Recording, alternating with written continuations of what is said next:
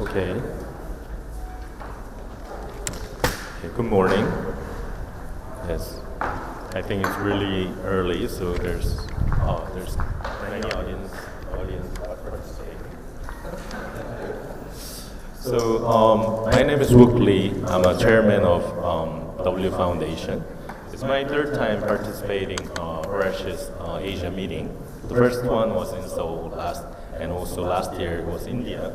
And today is Vietnam, my first time in Vietnam. Very honored. So our foundation, we have been working for climate change and nature conservation for approximately 8 years. So we've been supporting worldwide climate refugees, including Typhoon Haiyan and also like Cyclone Winston in the South Pacific and many other disasters as well. And also our recent project is we're focusing on carbon reduction. So we are making this application. It's like a gaming application, which can individuals can participate carbon reduction activities like just normal in life environment like recycling or taking a public transportation like that. And we're trying to collect those data to revert to carbon certificate and then give the benefit back to the individuals. So those kind of projects we are proceeding right now. That's the brief introduction of our foundation. And so today we are going to talk about action on climate change is crucial. So I will read about this topic. So its low-lying lands are flood-prone. Island people and those in populous nations are at risk when the sea level rises. What are Asia's plans? Who will offer homes for at-risk people? What impedes humanitarian decision-making? So this is about today's topic, and then we will go by one, including the introduction of oneself, and then you can talk about the topic in own opinion. So I will start with Dr. Hang Da. Yes. So, good morning, everyone. My name is Hang Dao. I'm co-founder of CVD, which stands for Conversations on Vietnam Development. So it's a virtual think tank. CVD is an intensive network of Vietnamese professionals around the world.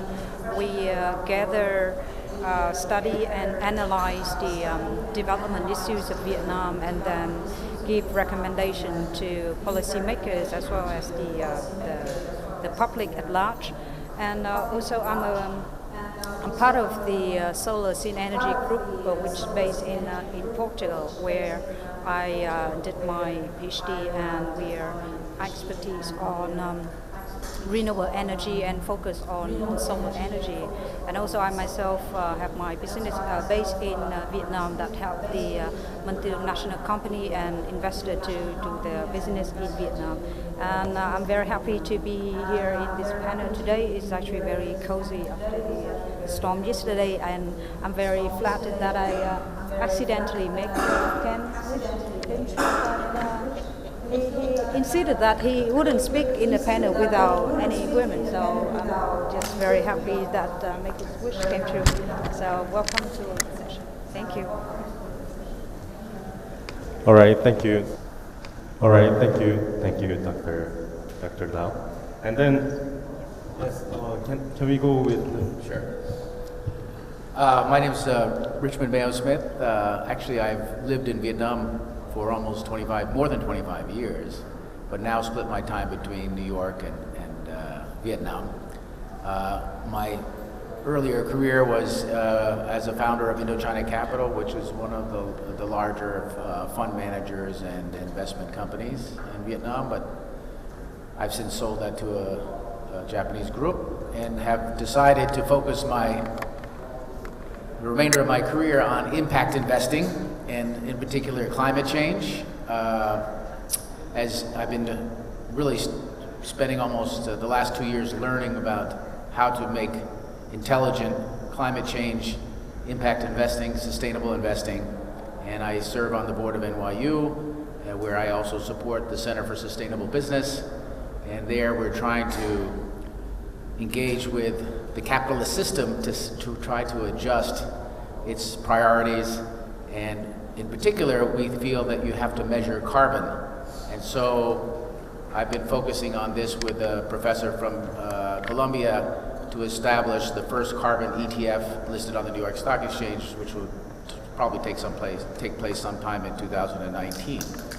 And currently the world produces 55 million gigatons of carbon every year, which at this pace we should reach more than 3 to 5 degrees above normal, which will create an unimaginable catastrophe for the planet. So if things are not going to be going to normal, and if anybody was trying to drive around Ho Chi Minh City last night, you could see that it was almost impossible because of the flooding.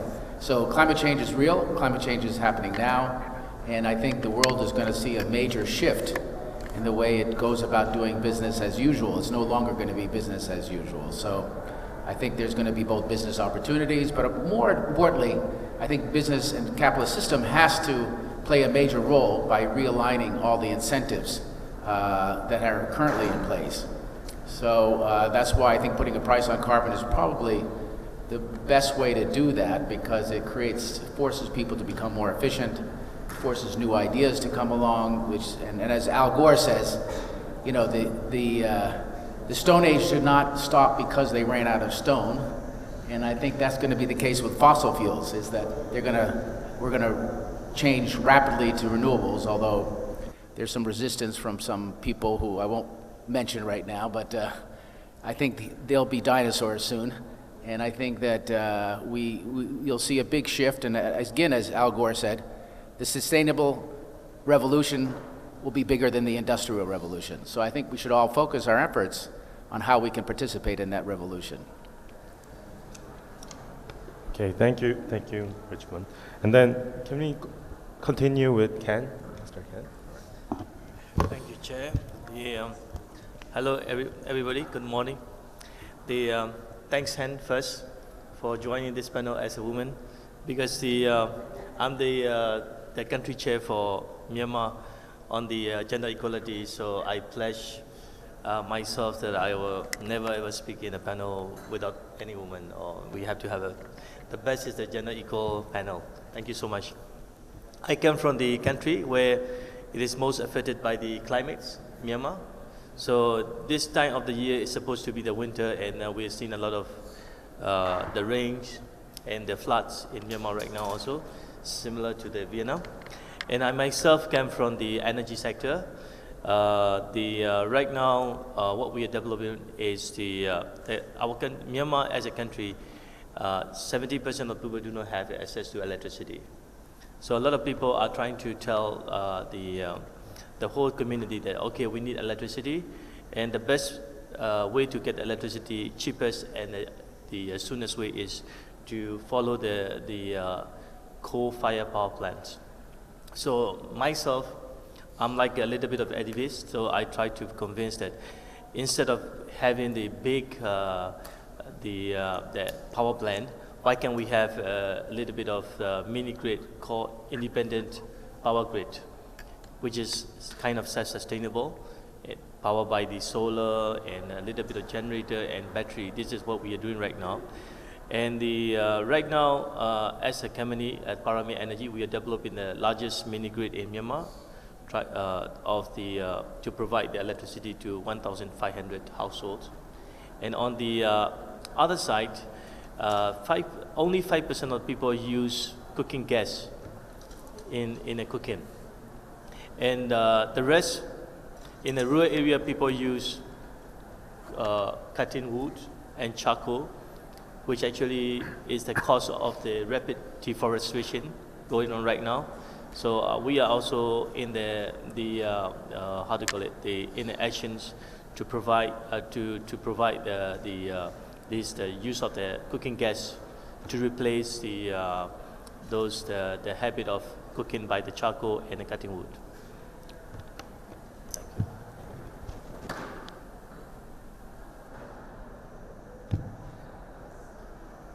Okay. Next, we will continue with Net 1. Hello everyone, thank you for coming to our sessions. It's not the most crowded sessions I've ever attended, but I appreciate everyone for coming. So I want to tell you a bit my story because, you know, I would say a year ago I would never have thought I would be sitting in a climate change kind of panel, as my parents actually arrived to Switzerland in 1980. They were Vietnamese boat people. And so I never lived really in Vietnam, but you know, I still speak a bit the language. And I wanted to tell you a bit why I'm here today. So, you know, 2 years ago I came across a technology that changed the path of my life. I came across a machine that is able to produce drinkable water from the air. So it works with condensation. The biggest machine I've seen was able to produce up to 10,000 liters per day just out from the air. And when I discovered this technology, I realized how the water crisis situation in the world was so alarming. And you know, when you grow up in Switzerland, it's pretty hard for you to realize that there's a water crisis anywhere because, you know, growing up near Geneva, I'm living near the biggest lake of Europe called the Lake of Geneva. And it was just really hard. And so when I discovered this technology, I started looking who was suffering the most from the water crisis. And I realized that actually a lot of refugees living in refugee camps were actually facing water scarcity. And, you know, being in a way a refugee myself from Vietnam, I thought there was something to do with them. So I started by, you know, trying to raise funds to bring those machines to refugee camp. And I'm really proud to say that we're going to send the first machine next month to Lebanon to support Syrian refugees to get access to clean water through this air-to-water technology. And I was looking at how we could be self-sustainable in the future. I started thinking that we need to generate our own income. And so I started looking at how we could, you know, generate revenues. And being able to produce water, I thought maybe we should sell water.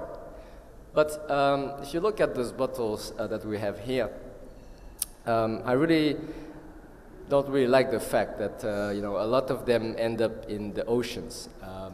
You know, in Switzerland, we're fairly good at recycling. Looking at the Asian statistics, the top 5 countries that contribute the most to the ocean pollution are actually all in Asia. Number 1 is China, followed by Indonesia, Philippines, and actually Vietnam is the 4th contributor of plastic pollution. So I was like, okay, what can we do to face this? And luckily for me, I also come across a new technology that allow organizations to be able to bottle their own bottles of water. I wish I could show you a picture, but you can come to me, I can show it to you. And this technology allow you to bottle glass bottles or aluminum bottles that I actually brought today when I see. And what's great about those bottles is that actually they can be reused. So a hotel like here, Becamex, could be producing their own bottles of water, and when the guests are done with the bottles, then they could actually give it back to the hotel, and the hotel could bottle the bottles again on site, which would actually drastically reduce any pollution related to plastic bottles, but at the same time reduce any CO2 impacts due to transportation, and also extraction of the water and you know, production of plastic. So I'm on a mission right now to, you know, promote this technology to help organizations who want to be more sustainable, reduce their water bottle impact, and at the same time, you know, with the profit we'll make to be able to fundraise our humanitarian activities to bring clean water to everyone. So that's what I'm doing right now. And I'm happy to contribute to the discussion. Thank you very much. Thank you, Nepal. Okay, let me continue with Dr. Dao. She made a point with the Mekong River development, so we would like to hear from her opinion. Yes. So talking about climate risk, I'd like to talk about Mekong Delta, Vietnam as an example of how the climate change, how the Delta region affected by the climate change. So you may know that there's no delta region in the world is more profoundly threatened by climate change than the Mekong Delta of Vietnam. And meanwhile, the Mekong Delta plays a significant role in Vietnam economy. The Mekong Delta is home for 20 million people and is considered a rice basket of more than 95 million Vietnamese. So you can also see that the Delta has a very strategic location, which is the lowest point of the greater Mekong River. And the Mekong River runs to 7 countries in Southeast Asia, including Myanmar. So it obviously has a significant role, not only for Vietnam, but also in Southeast Asia, the region in which we have more than 600 million people. And I want to emphasize that the severe impacts that Mekong Delta in Vietnam facing are not only the sea level rising, which brings some intrusion problem, and also environmental problems, environmental damage caused by the upstream hydropower dams, all the way from China to Mekong Delta, Vietnam. On the mainstream of the river, we have more than 100 hydropower dams, which is a lot. And I want to mention 3 points that we should think about strategically. And recently, the Vietnamese government agreed with most of the Vietnamese scientists and also the international scientists that to deal with the climate change in Mekong Delta, using the local people traditional way of living with the water is the best method to deal with climate change.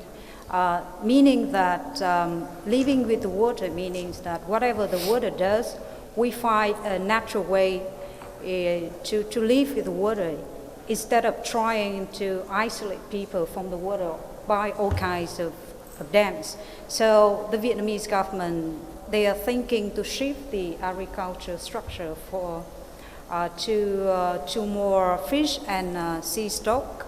For example, like moving from plantation to more aquaculture fish, and also apply more high tech to higher agriculture productivities.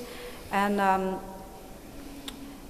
another point I like to mention is that we have a small but very influential group of Vietnamese intellectuals, including me, and we think that keeping the Mekong Delta of Vietnam as an agriculture region is unfair for the Mekong population, because that means we keep the population and condemning them in poverty forever.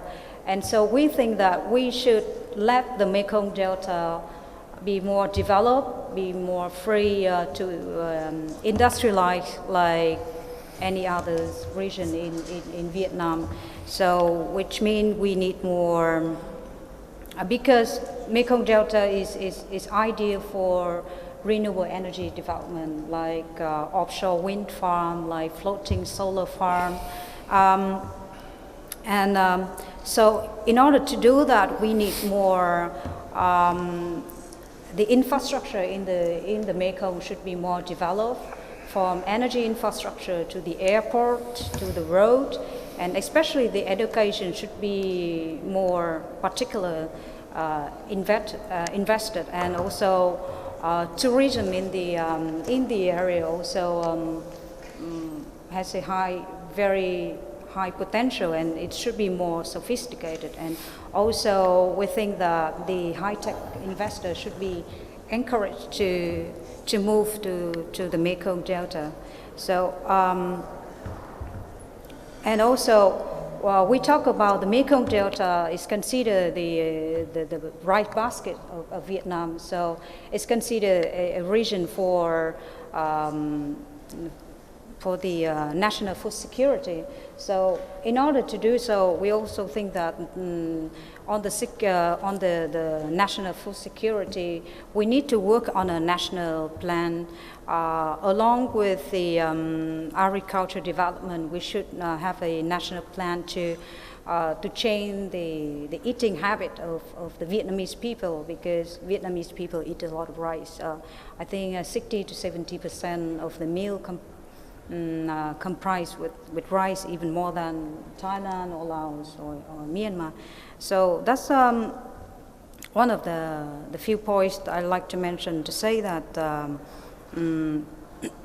to let Mekong Delta Vietnam more develop and to more industrialize, that will bring more solution on housing to the people who's affected from climate change, including the workers, including the farmers and immigrants who migrate to work in the city.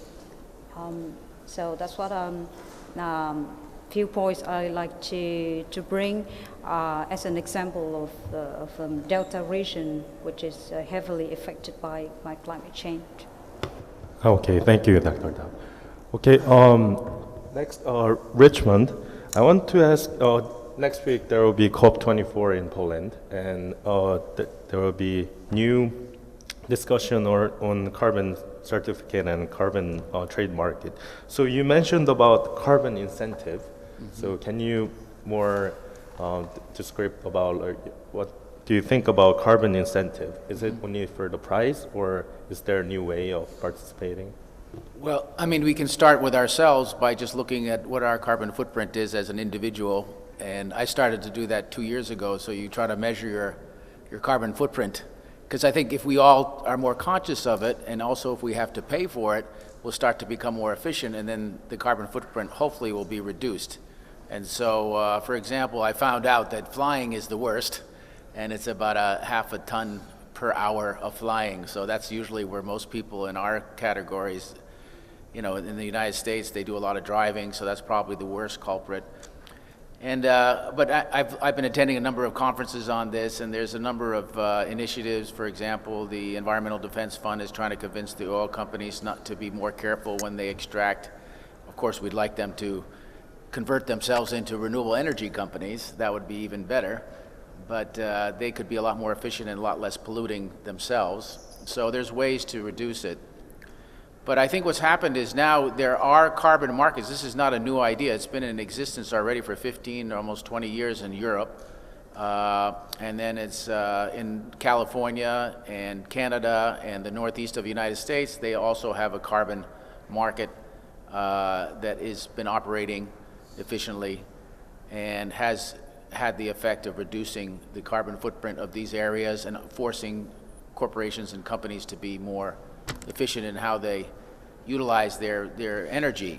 And so I think we'll become more and more conscious of this, because carbon, I don't know if I've been studying a lot, so some of these assumptions that I have in my mind, many people don't understand about the fact that it's the carbon that's causing climate change, because it's causing a shield and causing the planet to overall heat up beyond its normal capacity. So controlling the carbon footprint of individuals, of corporations, of industries. The airline industry at least is facing this issue head on and are trying to limit the amount of carbon that they spew out into the atmosphere. It's probably one of the more damaging because they're high up in the atmosphere, so it goes right up to the atmosphere. The other aspect that I've been working on that I think is very important is trying to preserve the forests, because they suck out the carbon, and in particular in Indonesia, Congo, Amazon, these are the big lungs of the planet. And if we don't protect the lungs, which breathe in the carbon dioxide and protect us from overheating, et cetera, then we're going to have some serious problems. And I think that the combination of trying to be more efficient, as well as trying to come up with good technologies that will replace the current energy grid that we have today, will all add up to. So I'm hopeful, but at the same time, very, very concerned, as I think we all should be. And I think, unfortunately, it's going to take more and more catastrophes for us to all wake up to the fact that we're going to have to be more proactive in trying to preserve the planet. Yeah. Okay. Thank you very much. Let me go back to Ken. Okay, so you're working on the mini grid in Myanmar. So many relief organizations also worked with the mini grid, supporting developing countries as well. But our concern or issue was the maintenance. How do you maintain this large amount of the mini grid? Oh, sorry. Okay, yeah, this one. Hello. So for us is we are on the private sector side. So what the private sector, the business people do is we see the challenge, and then we turn the challenge into the opportunity. So there's the climate change as a challenge. So which also provide the opportunity to to address some of the climate change problem. And I come from the Myanmar, as I told you earlier, 70% of people do not have access to electricity. They are off-grid. And then the government promised that they will get electricity within the next 13 to 14 years. And if you tell the farmers, oh, you please wait for 13 years, you will get the electricity. So it's quite kind of disturbing for them. So what we believe is, while we are waiting for the national grid to be connected to the household of these rural people, why can't we actually develop the grid-ready mini-grid? So then the issue is purely on a business model, like what you say. Oh, will it be feasible to build the independent mini-grid, where in Asia we have a model of IPP. So IPP means you generate the power and you sell it, and off-taker is the government. You don't need to worry about the transmission, you don't need to worry about the distribution. So, and you also have a guarantee payment from the government. But for the mini-grid, like what we are doing is the end user is the household. The household are typical farmers. And when you actually tell the banks, oh, I'm selling to the typical farmers, and can you bank for me? So this is really the banking, whether it is bankable or not is also an issue. So for the project that we're working on, we get the help from the World Bank. The World Bank provide the 60% of the cost as a grant, and which actually help us to develop the infrastructure in generation and storage, energy storage, plus distribution. Then we also deploy, to be sustainable, what we do is we have the prepaid meter. So is it like a pay-as-you-go? You can use the telephone mobile app to top up your electricity bill, and the moment you use up, and then electricity is off. So which actually kind of help the banks that, oh, okay, which means that it is the payment is kind of guaranteed. So this is what we are doing, and most of the development institutions are looking at our project, whether it is feasible or not. And by next the coming April, we will start our operation. And the moment we start the operation, then the deployment of the similar mini grid will be how to call it, the result will come out. But I strongly believe that the future is the mini grid, because I foresee that the national grid, those centralized systems in the future will be not sustainable, and they are not competent as a price competitive as possible. Because if you compare, even if you look at the solar panel generated power cost, like it started in like 2015-16, it was like around 10 cents per kilowatt, and 2 years ago it went down to 6 cents, and last year it was like 3 to 4 cents per kilowatt, and I think it will go further down. And now National Grid, recently our government signed with gas to power project on the range of 9 to 10 cents per kilowatt at the national level. So right now we're targeting for the next 3 to 4 years, we're looking at around 5 to 6 cents per kilowatt. Then the mini grid can be very competitive against the national grid. Okay, thank you, Ken.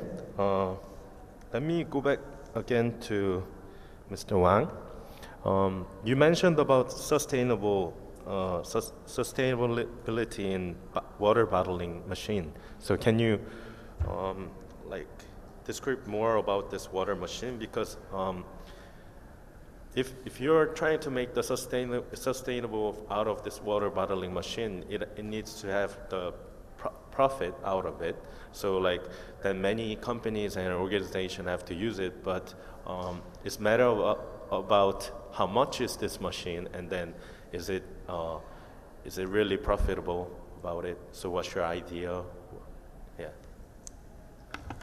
Yeah, thanks for the question. So, it's first of all, I'm gonna just throw some statistics. Last year, 2017, the world consumed 400 billion bottles of plastic bottles.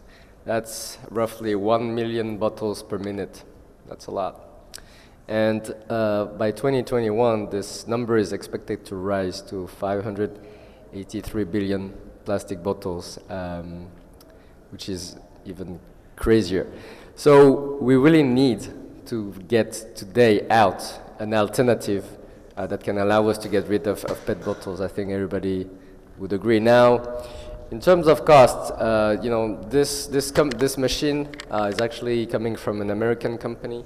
It's still at the very early stage, but I'm lucky I found them recently. And right now they don't have a mass production facility to produce those machines. That's why the machine is still, I would say, a bit expensive for now. But already looking at the cost, it's for I made some calculation. And if an organization is actually giving away more than 1,000 bottles per day, they should definitely look into this technology because it will help them to reduce their cost. I don't want to be too detailed about the numbers, but I believe that for a place like this hotel, BKMX, or other big conference centers, we're looking at stadiums that host sports events or music festivals, marathons, big consumers of PET bottles. In the long run, they're gonna be interested in this because 20% of the cost of a bottle is actually, I would say, lost in the transportation. The packaging represents 5–10%. So, looking at those numbers already in the long run, if we can find a way to not recycle those bottles but reuse them, it's going to be just much more cost-effective in the long run. There's a bit of investment to do when you buy the customized bottles the first time, of course, but you just refill them a few times and then you already got your cost back. So the business model we have is basically to rent the machine, which include the maintenance, and so the places like this hotel could just have this in their own kitchen. So it's great because it has the size of a fridge. So it doesn't require you to build a new facility to have this machine. It's just put it in the kitchen, and then you can start bottling your own bottles on site. 250 bottles per hour. You just need one person to operate it, somebody to collect the bottles that are used, and then clean them, put them back in the machine. The machine, how it works, basically, I wish I had, I made a video, but I guess we don't have a presenter for me to show it today, but basically it's very simple. You put those bottles inside the machine, 6 by 6, and the cycles last for 75 seconds. It's actually sanitized inside the bottles with very hot temperature water to make sure there is no contamination, and then it fills the bottle with filtered water. So you know, the water is very clean, microfiltered. And then the machine caps the bottles to make sure it's sealed, there's no human contact, and the bottles are ready to be consumed. So it's a very interesting piece of technology. I haven't seen that anywhere else so far. You know, maybe in the future people will start copying it, but I'm happy to be in the forefront of this, and especially pushing this for Asia, because there's a lot of work that will be done in the US, but the true contributor to ocean plastic pollution are all in Asia, and that's why I'm coming here and hopefully make some good contacts to fight against these PET bottles. Thank you, Mr. Ma. Okay, I will continue with the question between panelists. So, do you have questions between each other? Anyone? Sure. Question? And yes. I'd just like to say, you know, it's a privilege to be on the panel with all you, you know, qualified experts or people also dedicated. What I've noticed over the last 2 years is how many more people are interested in sustainability and trying to work towards a solution. And I go to a number of conferences, and also in the investment world in particular, which I'm involved with, there's a major shift where people are now investing into ESG, environmental, social, and governance type investments. So now that they estimate about 25% of all investments are now going through this, what they call a filter, or actually looking for impact investments where they invest in companies that make a difference. So I think, you know, this panel represents that trend, and I think it's going to have to continue and even get stronger. But you can see, for example, a lot of the big investment firms like TPG and KKR and all these big venture capital firms, and in China as well, and Europe as well, are all starting to impact funds. And so this is something that has really started to revolutionize the investment business. And so I think that's the hope I see in the future, is that this accelerates, and then we find a lot of good solutions, such as the water machine, or whatever you want to call it. What's the name of it?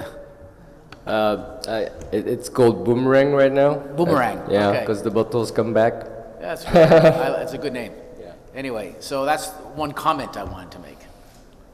Yeah. Okay, thank you. So climate change is real. So, okay, let me continue with the audience. Yeah, if you have a question, yes. Hello. Hi. My name is Abhishek, and first thing I want to let you know about a company called Carbon Engineering. It's a company in Australia which recycles the carbon from atmosphere and turns it back to fuel. Just for your information, right? And one more thing, sir. As you mentioned, you work with. So you work on. Like preserving Amazon rainforest and all this, right? The newly elected president of Brazil is threatening Amazon rainforest, right? He's probably leasing it out or opening it for mining, opening it for agriculture, right? So how do you play a role, or any of you work with governments, or is there any impact you can make to slow it down, or work with government? How does it all work together? I currently serve as an ambassador to Rainforest Alliance, which is a very successful organization in terms of trying to organize communities in particular around rainforests. So they work with the indigenous population to help them make a living without cutting down the forest. So they're actually very strong in Brazil. And the good news is, I was reading about Brazil, is they decided not to merge the environmental ministry and the agricultural ministry, so they actually have two separate ones. So somebody is still watching out for the environment, and hopefully, unlike the US president, who's a disaster when it comes to the environment, he's not going to do everything he says. Let's hope. And one of the things they do, which I question, is they're trying to make sustainable beef. Beef in agriculture is one of the biggest causes of greenhouse gases as well. In addition to cutting down the forest, the actual industry is not very sustainable in terms of environmental the greenhouse gases that are caused by cows and also cutting down the forest combined make it quite a major contributor to the problem. I think people in Brazil are starting to realize some of that, and so hopefully, the individual states, as in America, it's the states that have pushed back against the federal government and maintained their environmental policies. So hopefully the same thing will happen in Brazil. I'm not an expert on Brazil, but I've been following it. And this organization, Rainforest Alliance, if you get a chance to go online and see it, has done a lot in this particular area. And if I may add, that's a very interesting perspective, allowing people to still sustain their economic being without cutting down the rainforest. That's exactly what we are actually trying to do with our foundation, the recent platform, the decentralized platform on blockchain that we are trying to launch. We are trying to reward people for their environmental actions. We're trying to give them credit for doing good actions. So far, the governmental approach to this environment was to give penalty to people who are not following the standard. But in order for this to actually solve the problem of these environmental issues, when we talk about this climate change, we start with the problem, the issues, and how to solve the problem today with the current issues. But us as well, for the past 7 years of running this nonprofit charity organization called W Foundation, we started off with helping climate refugees, which started with bringing out great ideas to preserve the environment. But what we realized is that that's just simply not enough. We have to tackle the fundamental problem of making the problem. The general public who's not having enough awareness what kind of impact that would make to the generations to come up ahead. So the idea of making sure they are able to sustain their economic stance today without harming the environment, that they could be rewarded for saving the environment. It's the fundamental issue that we are trying to bring up with our decentralized platform on blockchain called Hushi application. And I am bringing up this topic because we do not want to limit this platform in Korea. Although we started with the cooperation with the Korean government, now we are in talks with the United Nations, UNFCCC, to support their climate neutral initiative as well. And going forward, we are also in talks with the Chinese government. But ladies and gentlemen here, we're trying to bring this platform worldwide, making sure everyone can be rewarded for their environmental actions. So if you have any great idea to suggest to bring up this platform worldwide, please do come and speak to us. Thank you. Thank you. So let me add on a little bit more. So not only the rainforest, like there's a good system in the world, it's carbon market. So like in Korea, the carbon trade is really developing really rapidly. So our Korean carbon certificate, 1 ton is $28 right now. So like many companies and organizations, we are trying to make a lot of carbon related business as well, and including forestation. So like we're trying to make the forest not only in Korea, but foreign countries, including North Korea. So even our foundation, we are cooperating with the Gangwon province in Korea. It's a local government. So we are preparing to planting the trees in North Korea, and getting the out of the trees, we get the carbon certificate, and then we make the profit again to make more forest and more green projects. So these are like a carbon incentive, and as the carbon market develops, many of this kind of projects will develop in the worldwide, and then it will save a lot of forests as well. Thank you. So is there more question? Yes. To ask one question to Mr. Major Smith, please. You see, in Asia, many countries grow rice. Rice is a major crop in this area.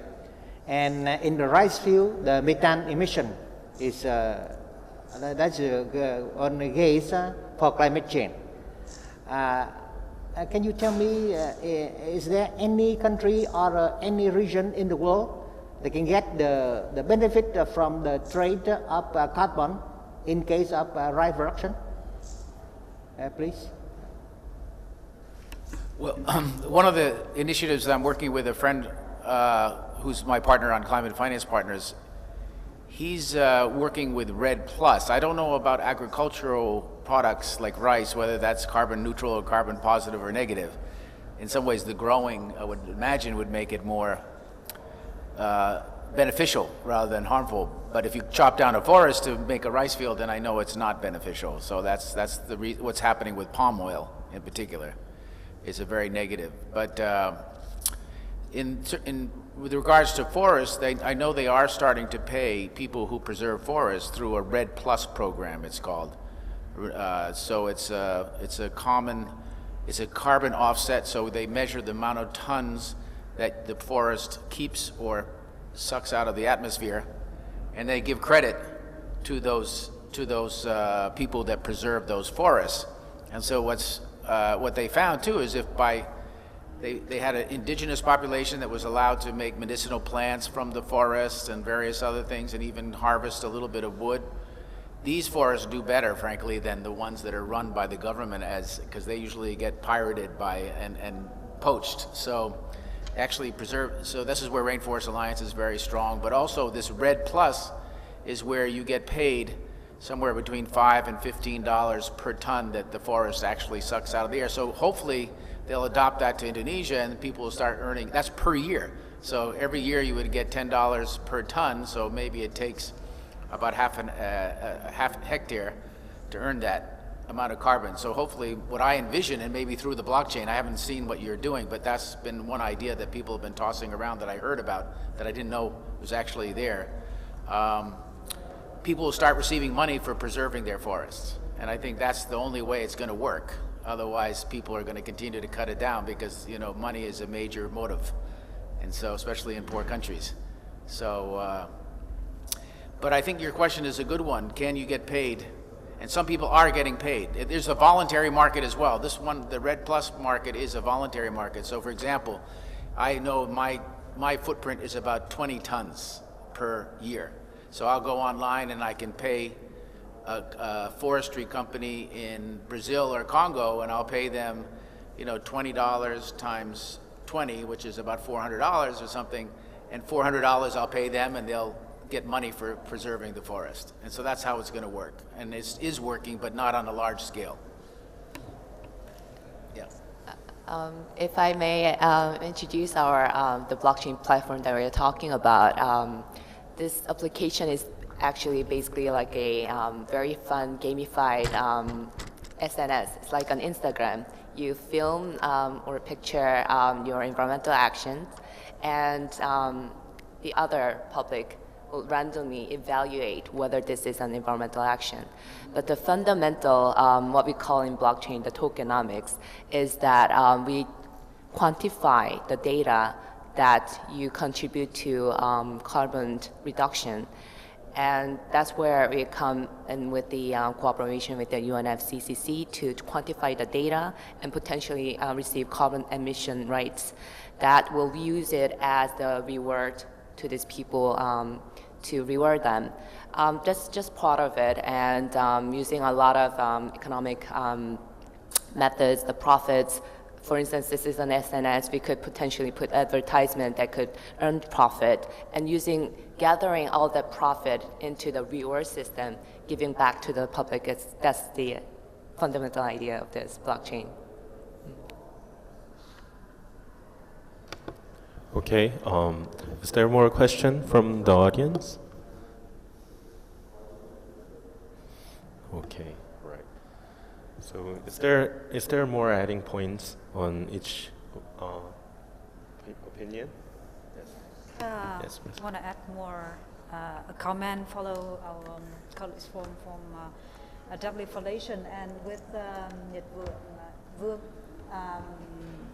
organization. I see that You can combine, like you mentioned, that instead of punish people from not following the law, but we incentivize and reward the action they do. So we're trying to stop the plastic pollution by glass bottles. So I'm sure if you want us to do it in Vietnam, you can work with the Ministry of Natural Resource and Environment, and I know that they are particular concerns and pays attention about anti-plastic pollution, because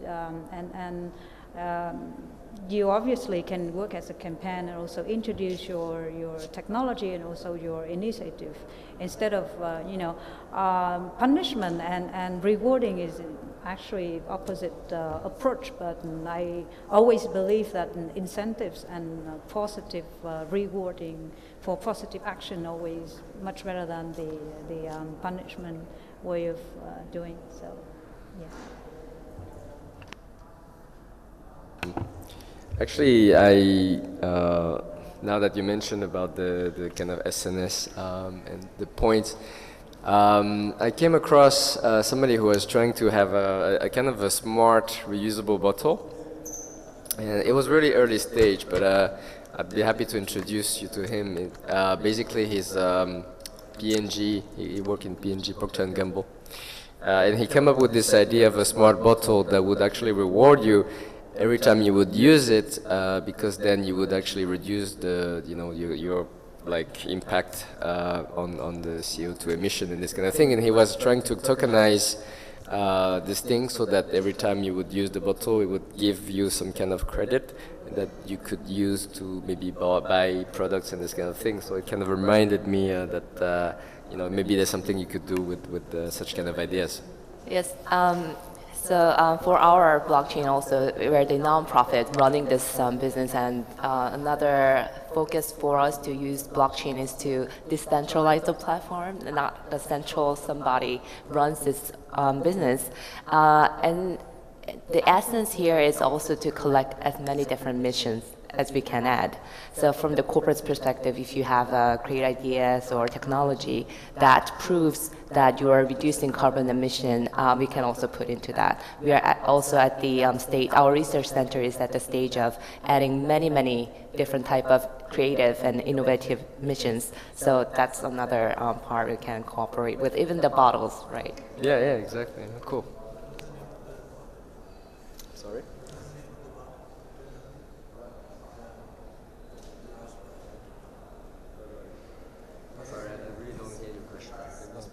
Sorry. What was the name of the company, the bottle that you're talking about? It's actually called, it's a Boomerang. It's in the US. I'm talking about the bottle that incentive. The one, I don't remember the name because, I met him in a kind of startup boot camp. So it was really early stage, Yeah. But I'd be happy to, I have his contact on my LinkedIn. I'd be happy to share it with you after the event. Thank you. Okay, so climate change itself these days, I think it's good. I think there's good point or bad point that now individuals realize that climate change is real and we have to do something about it. But like before 5 years ago, many people were not really interested in environment and climate change, normal people. But these days, even in Korea, environment and climate change is really a very interesting topic, and people want to involve in it. And for instance, in Korea, there's a famous TV show called Rule of the Jungle, and it shows in like 10 p.m. to midnight. So like even kids couldn't watch it. But these days, the 70 to 80% of the viewer of that program is kids. So like parents let the kids to watch the show even though it's at late night, because even parents want to teach children about the idea of the environment and nature conservation. So like nowadays it is changing, and it is time for individuals to now participate in environment conservation and do something about climate change. And our idea of the Hushi application, our campaign, is for the individuals, but it had been already started. It was an idea of when it brought out was 2002 and also again 2009. But that time, it was a really early idea for the individuals because individuals were not very interested in it. It's really hard to gather the data from the individual. But now, as the technology is developing, I think it's for the carbon credit and everything, we have to extend its the area to individual as well, not only the companies or organization. So now for the climate change, everyone in the world have to act right now. So, yeah. Thank you. So, is there any other points that have to make? Okay, I'm done. So, fighting against this PET bottle is going to be a big fight. I mean, the truth is the bottling industry, the beverage industry is strongly linked to the plastic industry, which also linked to the oil industry. That's three powerful lobbies right there that's going to try to keep the status quo. So the good news is I think the new generation, fortunately, thanks to the development of social networks, are now able to see from their own eyes the impacts, in the oceans of the plastic pollution. We have seen the total with the straw in his nose and the whales that are found recently on the beaches with tons of plastics in their stomach. I think the new generation will be much more open to this. So we'll have to wait a little. But the fight, I think next year is going to be a strong fight. We start to see straw banning, plastic bags banning around the world.